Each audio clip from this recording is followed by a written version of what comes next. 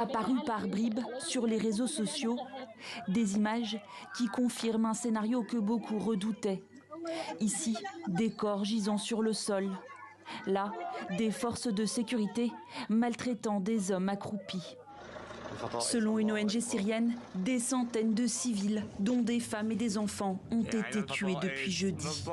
Exécutions, maisons pillées, l'association évoque de nombreuses exactions commises sur une base confessionnelle par les forces de sécurité syriennes. Les victimes seraient toutes alaouites, la communauté dont est issu l'ex-dictateur Bachar el-Assad. Ces derniers jours, les affrontements entre les nouvelles autorités et les fidèles du régime ont viré en opération de vengeance contre les habitants des anciens bastions du pouvoir. Le gouvernement sous-entend avoir été dépassé par certains éléments dans ses rangs.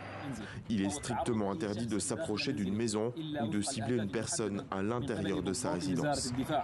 Ces violences ont débuté jeudi soir dans la ville de Jablé, où les fidèles d'Assad ont lancé une attaque meurtrière contre des forces de sécurité. Dans plusieurs villes, la situation dégénère et des renforts affluent du nord. Terrorisés, de nombreux habitants ont affirmé se cacher, reprochant au nouveau régime de ne pas les avoir protégés. Depuis une mosquée à Damas ce dimanche, le président syrien a prôné l'apaisement. Ce qui se passe dans le pays est un défi et c'était attendu.